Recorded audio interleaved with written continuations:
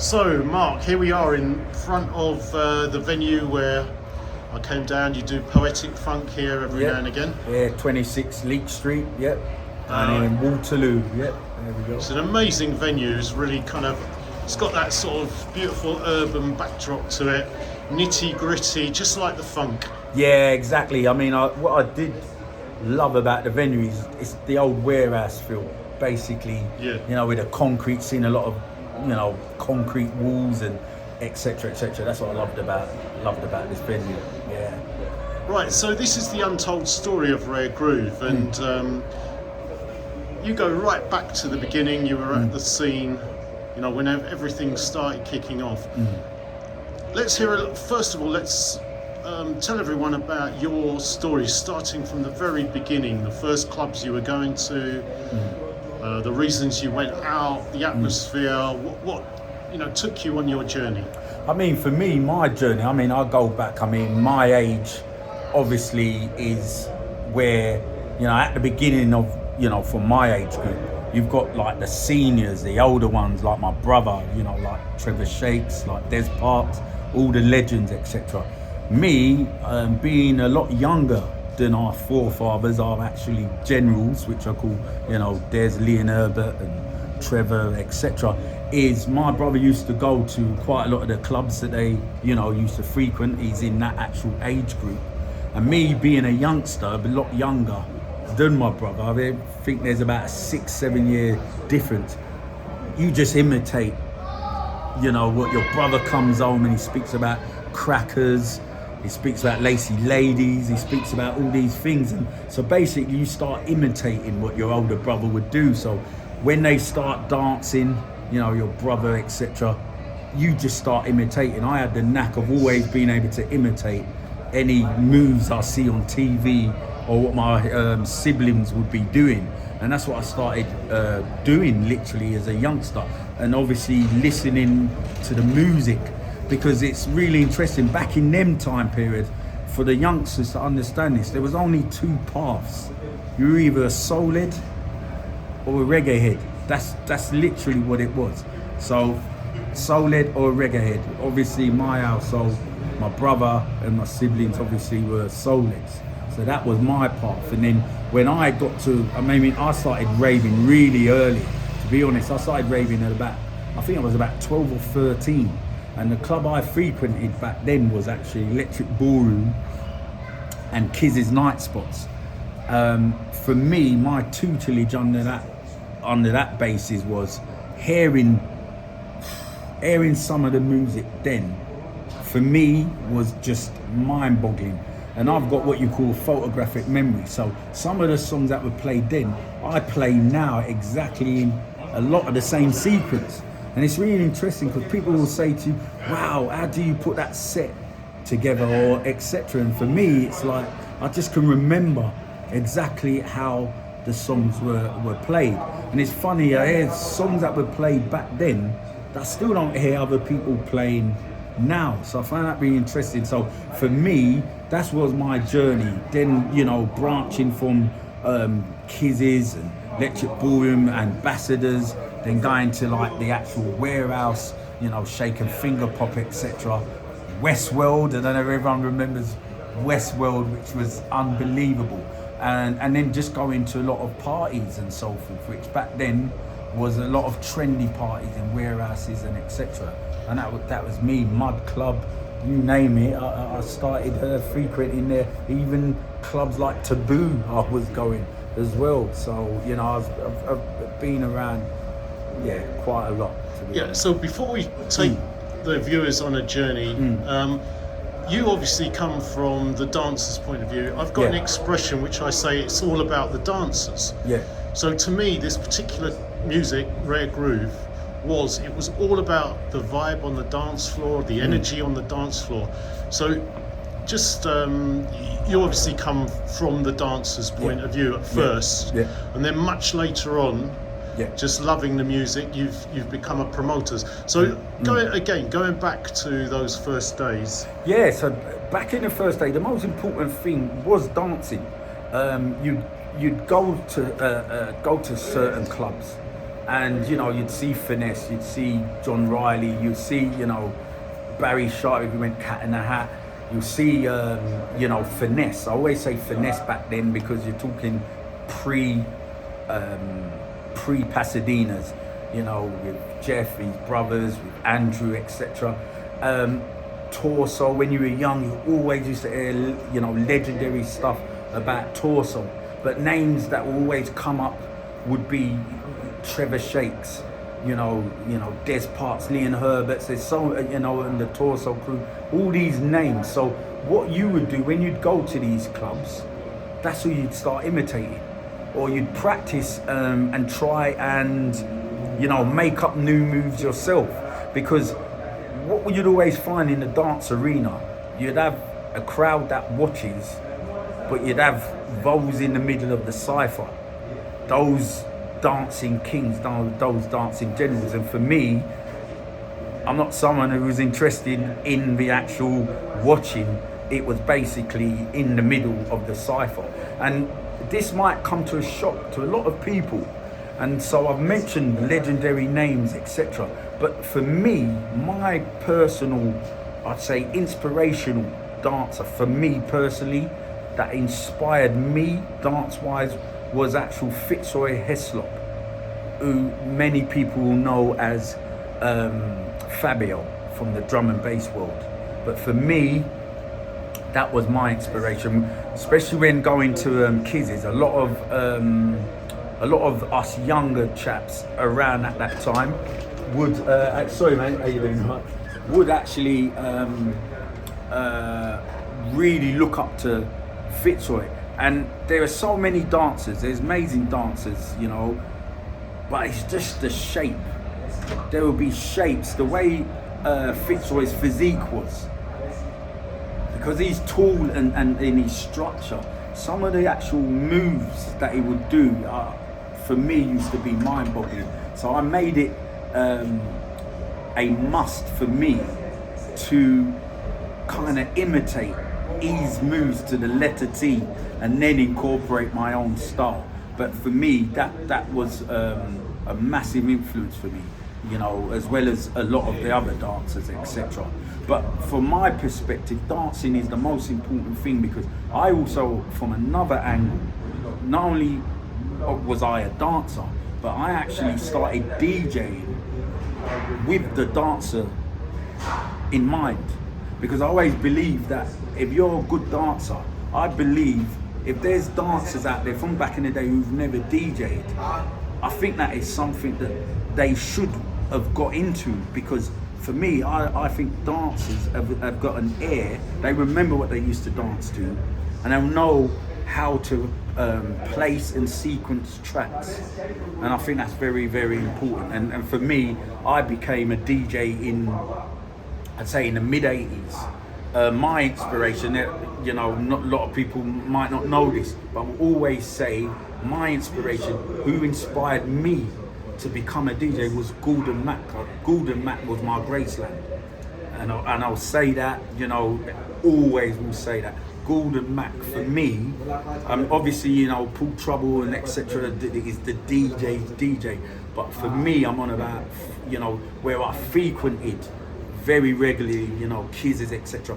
Listening to Gordon, and me and actual Fabio last year had a discussion about it, that Gordon played some songs back in '82 that people still ain't even playing today. So that's how inspirational, that's to me anyway. Gordon Mack was my actual, was my Graceland. No, this is fantastic. So what I want you to do, and this is what I ask everyone to do, is paint the picture. So a night when you would go to one of Gordon's events, from start to finish, getting ready, the vibe, where you heard about it, the excitement, going in, the smells. I want you to take the viewers on a journey through a night when Gordon was playing. Okay, so as I said, there's many clubs that I went back in the day, many. But I'm going to home in on Kiz's night spots. To me, it was so important for my growth. I'm going to take you on a journey. So Kizzy's night spot. So basically, Kizzy's would be, I think, on a Saturday and also on a Friday.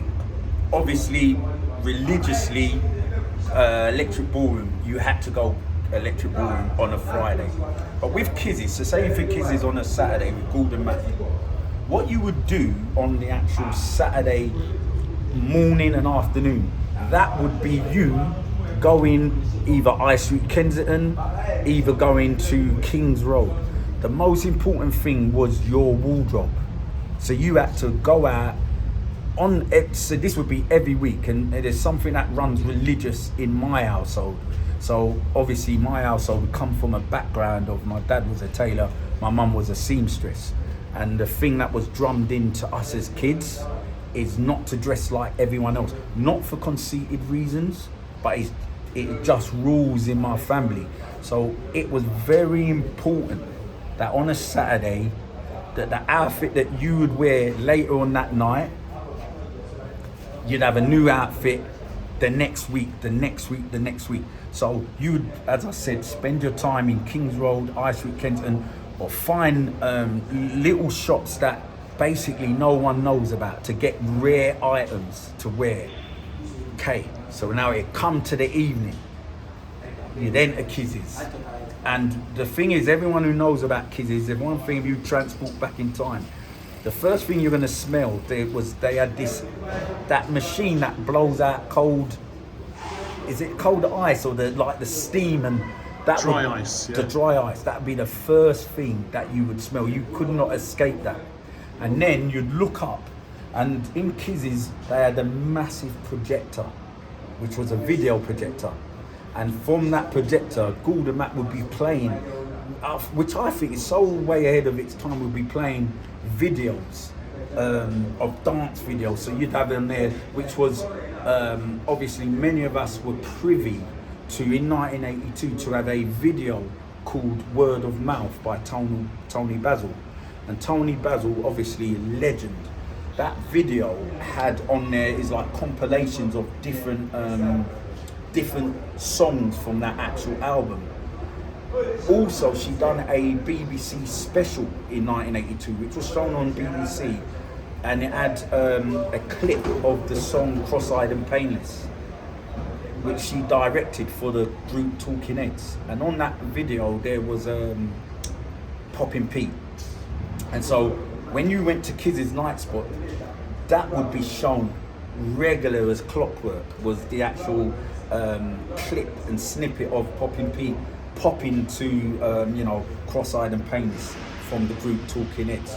So you'd go in there, dark wooden floors, the red velvet seats that you could sit in, and you'd see Gordon Matt always. He'd have his red headphones, but it was the telephone ones. So you'd see him there, and you'd have Gordon with his haircut with it. It was a bit like Lemau from that group, which was very interesting. And when that would happen, basically, when that would actually happen, when you'd see that video, so when you'd actually appear there, that would be the first thing. And the next thing you turn around is just the crowd is getting bigger and bigger and bigger. And then I remember my first time I ever went Kizzy's was seeing, which I always say to people back then, for youngsters to understand this, the club was where Gordon Matt, the DJ, would play, and then you'd have a section where you'd have the jazz boys. And for me, it was the first time, obviously, seeing the actual jazz fusion boys, Marshall, IDJ, back then, Afro. This was the early time when, in 82, when I first saw them, Afro. There was a guy called Austin, Simon de Montfort, that original crew, Milton, my boy Milton, and, obviously latter, my main man, Gary Nurse, IDJ, Jerry, etc., etc. But what would actually happen there, which was made in for me to see the first time, you'd have all the boogie boys there in Kizzy's, and then the music would change and it would go into the fusion. And when I first saw the Jazz Boys in Fusion, the way they were dressed, that was rebellious. It was just like, this is unbelievable. And the beautiful thing then was obviously 82, the music as well, like you're getting the birth of electro, which was amazing. So you'd actually hear snippets of electro tracks being played. So, you know, but the music then was everyone had to wait their turn. So whatever musical genre you were into, you had to wait your turn. And so it was just amazing to see the Jazz Boys, the Boogie Boys do their thing. And obviously for me, being, you know, 12, 13, I'm in awe. So the first thing for me is I'm just imitating.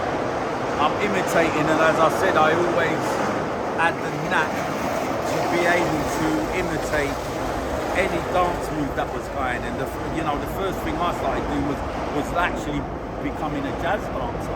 Because I always knew about boogie, but I started doing jazz just by means of just watching the rebellious generals. Basically, it was mind-boggling, and that's what Kizzy's would be like. And in the corner of Kizzy's, you'd have a section where you could buy, you know, your patties, you know, food-wise, and your drinks and your bar. But for me, that's the most, for me, out of all clubs, and there's many clubs, as I said, I've been to, that holds a lot of, I think because it's like Virginia, you know, if you say burst your cherry, and I'm allowed to say that, I burst my cherry, and that for me I will never ever forget Kizzy's. For me, it's the most important time, because also from Kizzy's, you used to have, I remember when it came into the actual electro stage, you know, in 83, where you'd have the wave of dancers from North Hampshire, Rock City and all them will come down into London, and therefore, you know, there's a standoff between the London and, you know, the actual outer London, you know, from Birmingham, etc. So just that atmosphere, and for a young child, can never be beaten. Never be beaten. And what were the tunes that got you onto the dance floor in those early days with Gordon playing? So, signature Gordon for me, like, so warm up, I would say warm up tune, Staples, Slippery People. Always remember that. Oh yeah. And, it was on a grey label. I used to play that one. Yeah. I actually still play it now. Yeah. Because, as I said, me as a DJ now, which a lot of people don't understand. Some people say to me, when I play songs, I get lost, I get emotional, I'm dancing around. They don't understand. Every song I play is attached to someone. It's attached. It's not just a record I'm drawing. It's not just a record. It's attached to somebody. So it's memorabilia of someone, of someone important in my life, or, you know, reminds me of someone where I was. Interesting to know what you said, Steve. For me, I try and say to people, even when I play a song, I smell where I was when I played that track. So, you know, if my eyes disappear, it's because I've gone right back into that thing. I time travel, and that's something I say about Poetic Funk. People say, well, what is the basis of Poetic Funk? And I say to people, Poetic Funk in a nutshell is homage to all the great clubs of yesteryear, but it's actually you transferring back. You're time traveling. Your mind is time traveling back to that happy place, to when you first heard that song. So, you know, Slippery People was one of the tracks. Baby, I'm Scared of You was an anthem. Let No Man Put Us Asunder would be a track. Elevate Your Mind, Standing Right Here. The list goes on. It's every single track that I can think of or I play now goes back to I'm being honest, goes back to Gordon Mac. Everything, Paul Lawrence, Jermaine Jackson. There's just so many tracks. You know, I Want to Be Where You Are, Michael Jackson. I played that the other day at Poetic. It's always one of my closing songs, and Baby I'm Scared of You is an example. But I actually say to people, that's what Gordon Mac was playing. And obviously in homage to my older brother, you know, these are songs that are very sentimental. There's so many sentimental songs, but it all goes back to Gordon Mac. You know, Walking the Line by Brass Construction, Gordon Mac. The list goes on. You know, and I am someone, for me, which I do have a problem with, and if there is a problem I have is, I feel nowadays no one wants to give credit to who inspired them. So everyone nowadays just acts like they just arrived. I never ever hear from people, well, they'll go, oh, you're an amazing dancer, but I never hear like, well, I dance this way because of such and such. Do you see what I mean? It's like I dance this way, like you just invented this dance and it was thing. No, you were inspired by such and such, and I'm someone, it's all about telling the truth and giving homage to who inspired you. You know, me, I will say to everyone, I became a DJ because of Gordon Mac. That's why I became a good man. Me becoming a boogie boy, obviously my brother, but for me, as I said before, Fitzroy was my inspiration from finally going, right, you know, I'm good. Everything to me is about boogie, boogie, boogie, you know? So, you know, that's one thing, and you know, for youngsters, if you're watching this, and whoever you're inspired by, always be humble and speak about who it was that first got you into something. It doesn't take away from who you are as an individual and who you are now, but always say and encourage, you know, who it was that inspired you, you know, and that's what I'm all about, basically. So this is the Untold Story of Raregroove, and the idea is to, you've just mentioned Gordon Mac, is to tell some of the stories that have never got into the media, and again, to give credit where credit's due. Yeah. Because there are a lot of people, I feel, that the narrative has always been controlled by, you know, a few, and the real story has never been told from the dancer's point of view. So this is why I'm fascinated with the dancer's point of view, what they were feeling on the dance floor. Their experiences, and as I said, this is the untold story. So could you give us maybe like one story that's never been told, something you may never have even told anyone else, that's going to interest the viewers and expand this story called the Untold Story of Raregroove? Okay, now what I'm going to say is a very interesting concept. So it's still based in the boogie world, but basically it's to do with when the emergence, and I'm going to still keep it boogie, but the emergence of when electro, because we didn't use the term hip hop then, it was the early doors electro, when that actually became a thing in the boogie world. But I remember, you know, going back to Kizzy's, I remember seeing a dance battle. And I'd just like to give a bit of background of what you know, kind of what you would see when you're going Kizzy's. So say, for instance, we'll take Finesse as an example. Now, for me, Andrew Banfield, one of the loveliest gentlemen, even now, I speak to Andrew Banfield from the group, just from back then to now, just a gentleman. But what I'd like to say is that when you'd go to this environment, you would see, you know, Jeff with his big quiffy, legendary and so forth. And you see that, you know, his brothers, the twins, etc. But what I would like to say is that in that environment, it's the attitude on that dance floor.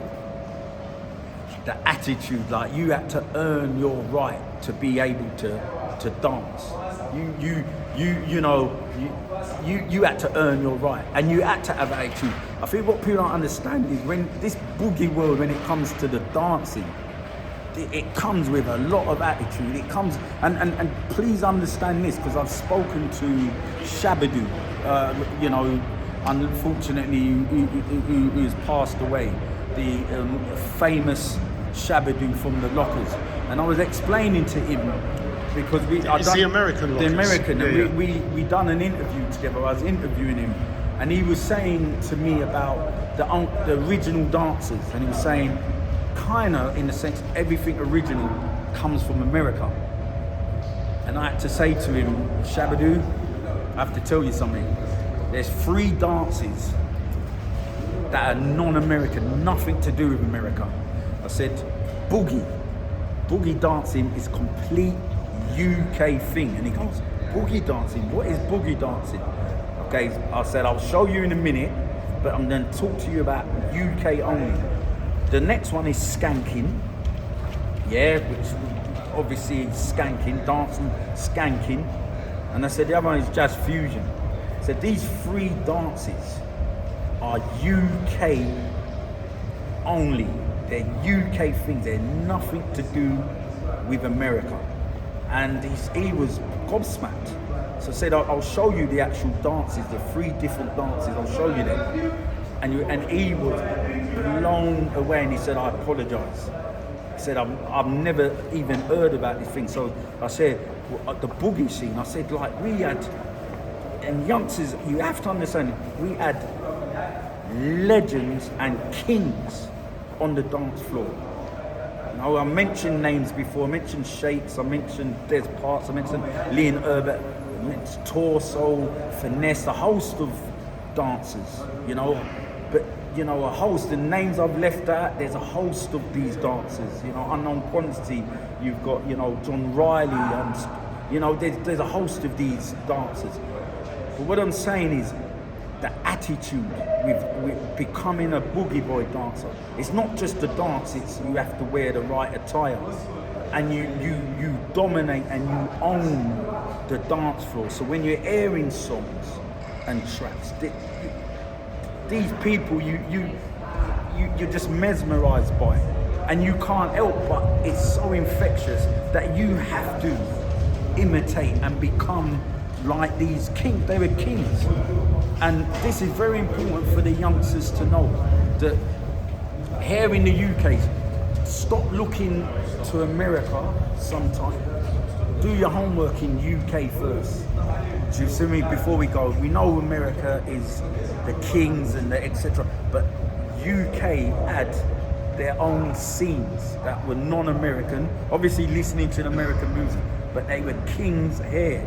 Know about our kings. There's a host of names. Maurice Carter and a host of other, you know, names that are people I'm leaving out. And please, the Boogie Boy fraternity names I'm leaving out. You know, on next interviews, people will bring in all these names. There's so many, a plethora of different names. But these people, every single one of the Boogie Boys, for me, kings, legends, every single one of them. Names I've not mentioned, every single one of them are legends. These are the people that you need to do your research on and give them honour and homage whilst they're here. Yeah? They're here. Give them homage now. Stop, you know, going elsewhere and giving homage to others. Think about the UK scene. Give homage to these people now whilst they're with us. It's very important you know about the history now. Yeah. Very important. So, yeah, well, thanks for painting that picture. And as I said, I always use the phrase in relation to our events, it's all about the dancers. Yeah. Because for me, it's about the energy on the dance floor. Without the dancers, okay, as a DJ, so I'm a DJ, Stephen, you're a DJ, put on a record. If no one's dancing, what are you? You're nothing. You're only as good as who is dancing. And that's what I say to people is the most important thing as a DJ, you can go and buy any record you want. you're only as good as who's dancing, and if you haven't got the dancers, your record is non-void, means nothing. You could play in your bedroom.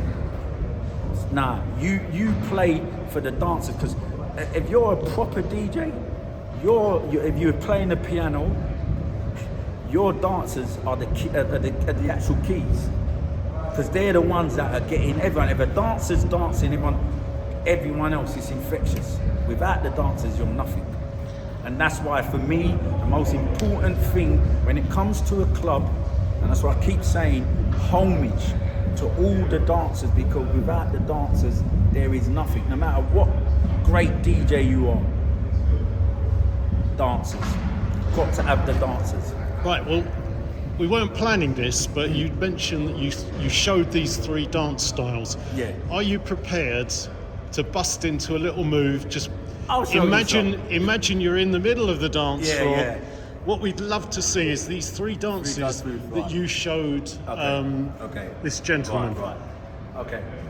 Now, I'm not warmed up or anything, but I'll just, I'll show you a brief, what I showed Shabby. I'm not going over the top, but some boogie moves. So if I just do this for boogie, just a little bit, etc. Just a little bit of boogie. I could do more, etc. Alright? That's one. For boogie, there's a lot more to it than that. But and the next thing I mentioned to him was about skanking. Okay, so I'll show you about the skanking, which is coming from the roots of Jamaica here to the UK. So he said, I'm just gonna play some bass in my head. So skanking would be like this.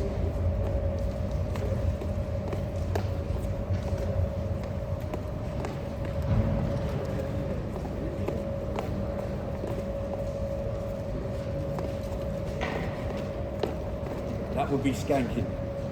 Okay? I'm only, as I said, I'm just doing little touches. And as for jazz fusion, I'm not a jazz fusion boy, just the little steps, we'll leave it to the real jazz fusion kids, but just jazz fusion.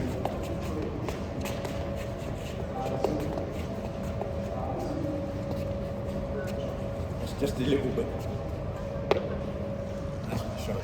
Great. I showed him more, but I'm a bit cold. So taking us through those styles, what's distinctive about those 3 styles, going 1, 2, 3? It's funny because with boogie, if you actually break it down, I think with the jazz fusion, with the boogie, actually the steps you're doing, there are actual numerical numbers in the actual steps. And it's the same thing with skanking. And everything is based on the actual, on the beat. Everything. So everything is based on the beat. So for instance, you can't do boogie steps without hearing a song. So for instance, if you're dancing boogie and just say a touch of the cymbal, you know, right, a cymbal beat's gonna come in here, that will change the pattern of the actual, you'll break into a new section of your dance maneuver to do with that. Same thing with jazz fusion. When it comes into a break in the jazz fusion, might come into a Latino verse, to go even faster or to actually move, a bit differently to that different section of the music. Same when it comes to skanking. So when it comes to skanking, you're skanking to dub, but there might be a bit in the actual dub where you've got a sound effect coming in. So you've got to do a different move.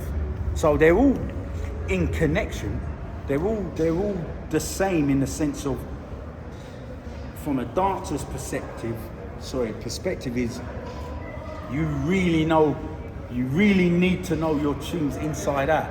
And this is why I'm saying, as a dancer, for me, I think dancers make amazing DJs because they can hear things in songs. I'm not saying excluding non-dancers or anything, because someone who's got a listening ear can hear everything. But I think from a dancer's perspective, you're gonna remember, this comes, do you see what I mean? And you can actually use that to your advantage when you're actually DJing. That's in my perspective, as I said. Yeah, that's what I believe. So fast forwarding to the modern day, we talked about it before. I love the name that you've come up for your events, because it is poetry on the dance floor, isn't it? It's visual. Exactly what it is. It's visual poetry. The music is often, beautiful. The words are sometimes to do with like universal things. It's just uplifting. So you've got Give Me the Sunshine, Shifting Gears. All the names are wonderful. Wonderful, and for me as well, especially the last 2 years, we've been through the most catastrophic time, I believe, in human history, with the breakout of COVID-19. And I use this, and I think it's very important to say this. There's always been pandemics, epidemics throughout Earth's history. But this is the only time I can remember where we literally was told not to associate with human beings. There's many people that stuck to the original sayings that you're not allowed to go see your neighbour, you're not allowed to see your brother or sister or your parents, and etc., etc. So for me, which is very important, is the importance of time traveling. And when I mean time traveling, sometimes the only thing that can get you through a calamity, as I said earlier today, music is the answer. Colonel Abrams, music is the answer, because every mood that you are actually in, every mood, there's music to cater for everything. It's the most important thing. Without music, you've got nothing. And so if you're sad, if you're at a funeral, what do? You play music. There's, you might be someone who's quite hard. You're not used to crying. Go to a funeral, they play a song. What happens? People just break down. Music. Do you know what I mean? When you want to be happy, it's music. So for me, this time period now is the most important time, because I believe you need music, you need as the time we've got now, because we don't know what can happen tomorrow. And that's another thing. It's not owed to us tomorrow. So when you are out now, make the most of when you're out. And that's important, and that's emphasis on the DJ as well. Make sure you play, make sure you make sure you play, music that is uplifting, positive, and just try and get people dancing and get people staying on the dance floor, because it's about love and embracing, just enjoying this moment. Live for the moment, at the moment, to be quite honest, because we don't know what's going to happen tomorrow. Really important. So before this interview, we touched briefly on the chronology of the early evolution of the warehouse party scene, where there was a kind of revival in the mid-80s. Yeah. And I know that you've gone into depth and you've looked at that chronology. So could you take us through the timeline of that period, and who was doing what, and the raves that you went to, and the memorable moments, again painting the picture for the people who weren't there. So it's really interesting, because with the actual warehouse scene, there's so many people that will, as you said, mid-80s, etc. There's so many people who say different things. But when you speak to different people, so I've heard some people say to me, well, we were doing warehouses back in pre-80s. I can't, for me, I can't doubt anything what anyone says. I mean, it's just interesting. So I think to myself, well, okay, pre-80s, okay, if you're talking a warehouse, you are talking real warehouse, because if you remember going to the warehouses back then, your clothes are in tatters. It weren't no trendy things like nowadays. I'm just saying as an example, there we go. I've done, Leap Street with that ain't no warehouse. Do you know what I mean? That is certainly no warehouse. Warehouse back then, I remember going some warehouses and my clothes were absolutely, oh God, horrific. Like some of them, you couldn't even wear it. You couldn't clean them, to be honest with you. And I remember, I tell you, one of the famous, which I think would have been the best warehouse do, and I do know the background. I'm not privy to say quite a lot of things, but the best warehouse would have been, I don't know if you ever heard about the one that was going to be down at Dickie Dirt's. Dickie Dirt's, that was actually the one I organised. Oh, God. Yeah, what I'll tell you a little bit of a story here. So the Dickie Dirt warehouse, my promotion partner at the time was a guy called Andy Shaft. Yeah. We were living in Camberwell, in his brother's flat. I think it was a squat. Yeah. Andy went for a walk and he came back. He said, "I've just found this amazing venue. Yeah. It's the old cinema." Yeah. And he said there are some squatters in there. Yeah. And they'll give us the whole night, Saturday night, if we book it for 200 quid. Yeah. We just got to find 200 quid. Yeah. So we went to have a look at it. It was amazing because you'd walk down this little, down the side, and there was a brick entrance. Yeah. And the reason I called it the TARDIS, because you went through this brick door, and then suddenly you were in this expansive space of a cinema. And I said, "Look, this is going to be too big for us to do. We need 1,000 people in here." Yeah. I don't know how I got his number, but I managed to get Norman J's number. This was when he was on Kiss FM. Yeah. He was doing like some underground funk. It was like a pirate station, and I was tuned in and I thought, he's the guy I'd really like to work with, because he's playing the sort of music I absolutely love, and it will complement what we were doing with Wicked Pulse. Yeah. So I managed to get a hold of Norman, and Norman came down and he looked at it and he went, "Steve, this is too big for me and you. Do you know anyone else who might be interested?" So I said, "Well, there's this guy, I go to some of his parties. He does these little funk disco party or disco boogie parties. His name's Jules, and he's just done a warehouse party, and I'll see if he's up for it." Well, this was Judge Jules, turned into Judge Jules. He was just like my mate Jules in those days. So I introduced Jules to Norman J. And we agreed to do this party together. Again, this is an untold story because nobody knows this part of the story. So I introduced the two, and then we did this jam. And as I said, I called it the TARDIS. So I said to Norman, "Listen, Norman, I need your logo for the night. What are you going under the name of?" And he said, "Well, I've just teamed up with this guy called Femi." Obviously Femi from the Young Disciples, and we're going under the name of Shaken Finger Pop. So I said, "Well, can you send me your logo? I need to get your logo for the ticket." I got the Family Function, which was Jules's, that was his sound. I said, "I need your logo." He said, "We ain't got a logo." I said, don't worry, I'll knock something up." So I designed the Shaken Finger Pop logo. Oh, right, okay.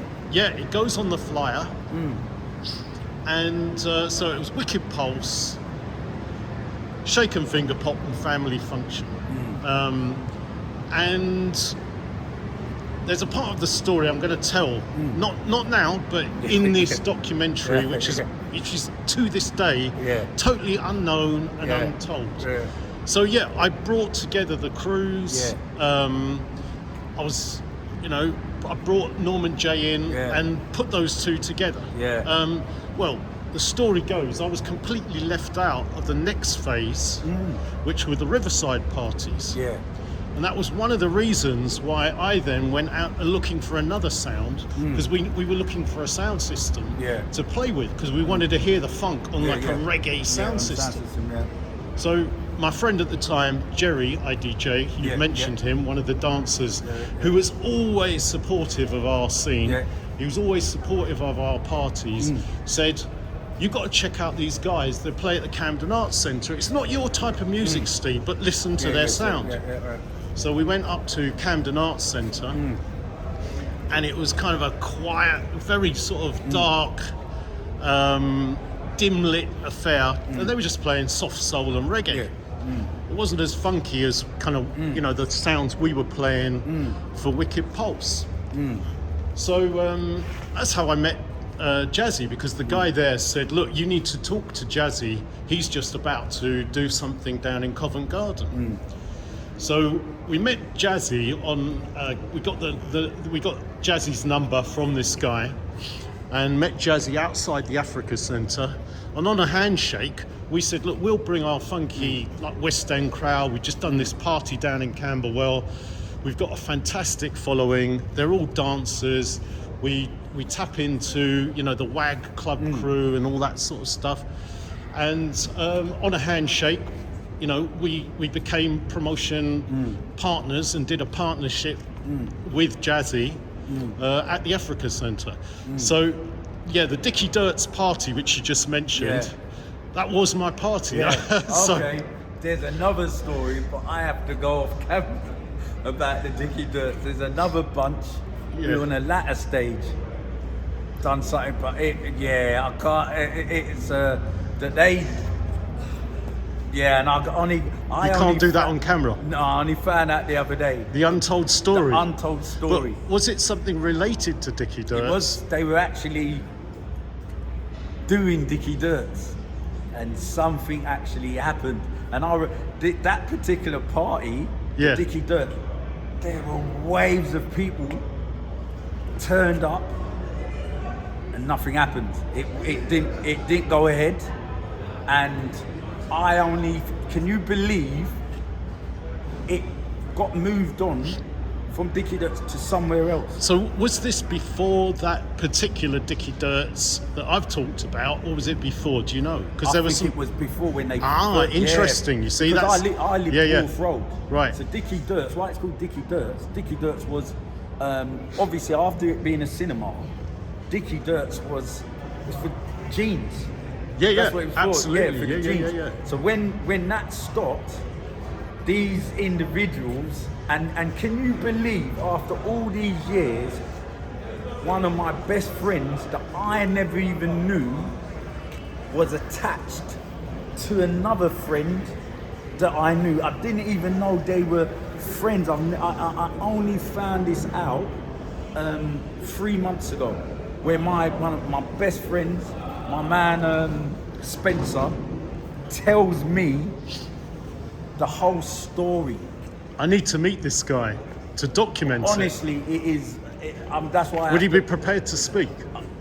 I don't think he will.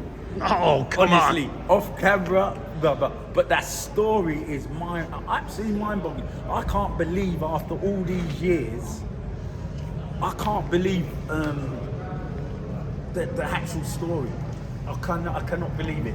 I cannot believe how all them people have turned up, and it actually got moved to another thing, and the reasons why it's unbelievable. But that was the occasion of Dickie Dirt. For me, I honestly believe that would have been the warehouse of. Obviously, I'm going to always say, I'm going to be biased. Westworld to me was unbeatable. The facts, the things they had in the warehouse was just It was just mind blowing. Did you manage to get to the one that we did? I didn't because of I didn't. So there's two times. There's two, and this there's is two. Right. So your story is the first time I'm hearing this. Yeah. And the other story is the first time I'm hearing this because of I didn't even know my friend was associated with it. It was legendary, but people were kind of upset that they didn't it didn't go ahead because it for bragging rights to say that you've been in there, and this is when it just was closed down. Right. And but the story is unbelievable, and when I got told, as I said, it's taken, as I said, 3 months ago is the only time I found out the real story of what actually happened. Why it didn't go ahead, why it got moved, and Where did it get moved to? I can't remember because I didn't, because of for me, when they were saying about it's moving on, everyone go to this other place, for me, I just wanted to have said, I've been in Dicky Dirt's. Do you see what I mean? So I never went along to the other venue, so I can't even remember where it went on. It was just Dicky Dirt's to me. But the story behind it and why and etc. is unbelievable. I couldn't believe it.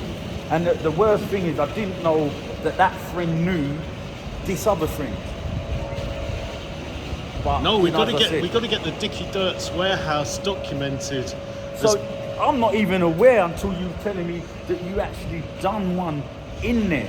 I mean, that for me, out of all warehouses, for me that to me is prime.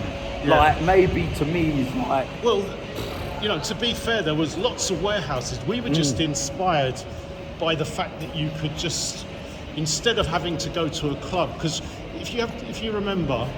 It was hard to get our crowd into the club. Oh, no chance. Because, you know, we were playing black music, mainly to black people at the time. And the problem is that management, they didn't want that crowd in. I mean, not so much because of the colour, but more to do with the fact that crowd did not drink. They didn't bring the, what I call the week. They didn't bring the what I call the weekend money. No, they didn't. So yeah, I totally understand why you can't talk about this. Yeah.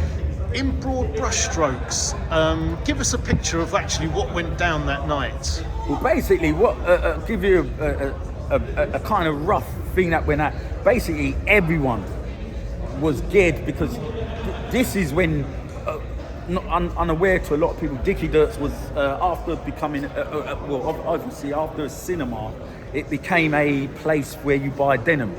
They had all various amount of jeans, an amazing place for denim.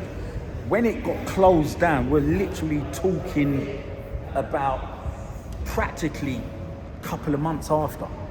And you'd walk past the building. Obviously, my sister lived up in Denmark Hill, so I'd always be around that area. And I lived down the Wharf Road. So, you know, going past Dicky Dirt's was the norm. To hear that there is going to be a secret warehouse gig in Dicky Dirt's, you got to understand that is like, you got to have a pair of, do you know what I mean? Like, just the idea, whoever, you know, who thought of, right, we're going to do Dicky Dirt's, was legendary, was just unbelievable. So basically what happened is everyone is geared up. Everyone is ready for this gig. And then lo and behold, what actually happened, not going into too much detail, but I can go up to this bit, is that when everyone got there and it was packed, everyone got to the place, it didn't go on. Basically what was told is that it's not going to be here, it's going to be moved to another venue. And all I'm going to say is, when it got moved to this other venue, I never went because of the, I just wanted to say that I've been in, you know, this Dicky Dirt rave. But it didn't go ahead. So everyone was out there, I'll never forget it, everyone's outside just like, what's going on? Do you know what I mean? Like, this is legendary. And then got told, right, it's gonna be taking place elsewhere. So I didn't go. And can you believe the reason why it didn't go on? I only found out after all these years, 3 months ago, the very thing of why it didn't go on, etc., which is just unbelievable.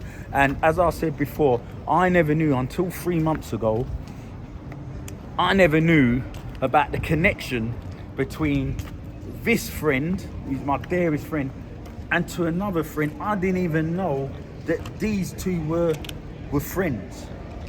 And that's all I could say about it at this time. You know, that's all I could say about it. But the story that I cannot say or go into is absolutely mind-boggling. It's crazy. It's crazy. But I'm shocked to hear that you actually So your time you must have done it must have been on a latter date, maybe, I don't know how much later, but it's amazing that you were able to actually do things, because for me, legendary. Well, what I'll do is I'll look into the actual timeline and we can work out, and then we can have another chat. Because trying to find out the timeline, I think, is really interesting. Yeah, I can get in the back to you on story. the exact date, because literally this had happened. Literally, Dickie Dirts was closed down in a matter of about 2 months after this actual occasion. So that 2 months, that's when they managed to get in there, basically, and so forth. I mean, I was even told stories about the dirt that was in there, the cleaning up that they had to do, and everything. I couldn't believe it. As I said, when my dearest friend told me this 3 months ago, I could not believe when he said, like, do you know what we had to do when we got inside there, what we had to prepare it for the actual evening event, and blah, blah. And I was just like, I can't believe this, man. I can't believe it. But that, for me, out of everywhere else, for me, that was the one, Dickie Dirts. Well, Mark, it's been an absolute pleasure spending an afternoon with you and catching up and getting some of your untold story. Just for everyone listening, we mentioned it in the last section. Give us a plug for your event. Okay, so basically, what I say to everyone, Poetic Funk. Poetic Funk is the name of my actual event I do. If you go onto Facebook and just type in Poetic Funk and we'd add you as a member. So there's so many events that we actually do. So we do, I do Bricks and Chip Shop the last Sunday of every month, and the music that we specialise in is basically playing funk, undiluted, uncut funk, boogie, jazz funk, and sprinkles of fusion, and actually 80s soul. So that's what we specialise in. And the brilliant thing with Poetic Funk is I'm the host DJ, but I have a plethora of special guest DJs that come every month to put their signature on their playing style. So it's a beautiful thing. Also, not just at Bricks and Chip Shop, I do 26 Leek Street, which is obviously where we are at this present moment, which is on the warehouse. I'm just gonna right here we are. This is just such an amazing backdrop for a club. We're on Leek Street in Waterloo. And also a secret garden party event that we actually do in down in Stratford, and there's also other venues that we'll actually be doing this year in Poetic Funk. So it's very important to add yourself to the Poetic Funk page, as I said, on Facebook. And also, if you go on YouTube and type in Poetic Funk, it'll give you a bit of a backdrop of videos and clips that you can see what we do. It's all basically, we're just a family. And one thing more importantly, I really like to stress this, I'd like to also say a big shout out to the Poetic Funk family. Love, without the family, there is nothing. And that's what we are. Poetic Funk, if you ever come, you'll realise, people go, well, what is special about Poetic? All it is we're family. It's the vibe.